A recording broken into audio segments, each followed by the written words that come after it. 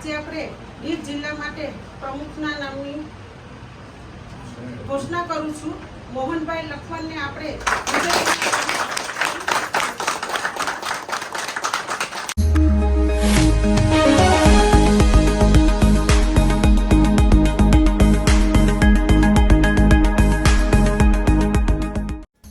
દીવમાં બીજેપી જિલ્લા પ્રમુખનો તાજ ફરી મોહનભાઈ બામણિયાના શિરે।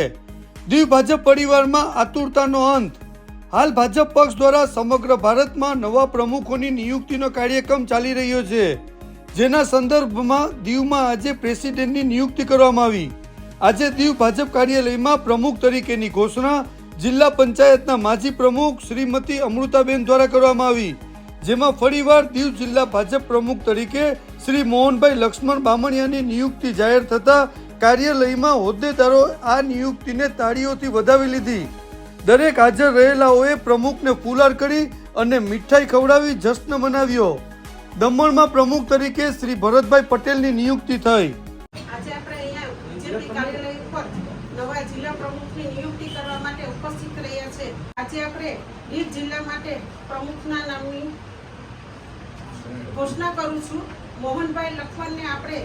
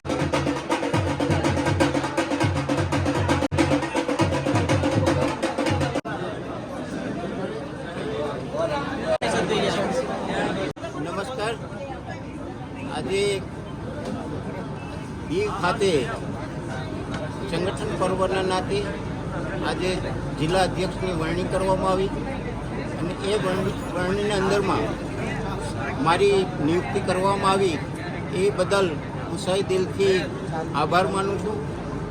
આ વિશ્વની અંદર મોટામાં મોટી જે ભારતીય જનતા પાર્ટી એક રાજકીય પાર્ટી છે એના પ્રદેશ દમણ દીવ અને દાદરા નગર હવેલીના જિલ્લા દીવ જિલ્લાને મને જે ફરી વખત ભારતીય જનતા પાર્ટીએ મારા પર વિશ્વાસ રાખી અને અધ્યક્ષ તરીકે નિયુક્તિ કરી છે તે હું સહે દિલથી હું યશસ્વી વડાપ્રધાન નરેન્દ્ર મોદીજી, અમારા રાષ્ટ્રીય અધ્યક્ષ જેપી નડ્ડાજી તથા અમારા જે સંગઠન પર્વના ઇન્ચાર્જ આદરણીય અરુણસિંહજી કે જેઓ આ સંગઠન પર્વના ઇન્ચાર્જ હતા અને તેઓ અમારા સંગઠનના રાષ્ટ્રીય મહામંત્રી તેમજ રાજ્યસભાના સાંસદ બી છે, તેઓ તથા અમારા પ્રદેશના દમણ દીવ દાદરા નગર હવેલીના પ્રભારી આદરણીય શ્રી દુષ્યંતભાઈ પટેલજી, પ્રદેશ અધ્યક્ષ દીપેશભાઈ ટંડેલજી, અમારા સંગઠનના પદાધિકારીઓ જિલ્લા અને પ્રદેશના અને ચૂંટાયેલા સ્થાનિક સ્વરાજની સંસ્થાઓના પદાધિકારીઓ અને કાર્યકર્તાઓ, ભાઈઓ બહેનો અને યુવાઓનો સૌનો હું સહે દિલથી આભાર વ્યક્ત કરું છું. મને જે મારા પર વિશ્વાસ મૂકીને જે ફરી વખત મને જે અધ્યક્ષ બનાવવાને જે મારા ઉપર જે વિશ્વાસ મૂક્યો છે એ વિશ્વાસને પૂર્ણ કરવા માટે હું જે બી કરવાનું થાય એ ઘટતું હું કરીશ અને પરિણામ સારું લાવે એવી કોશિશ કરીશ. વંદે માતરમ. ભારત માતા કી જય.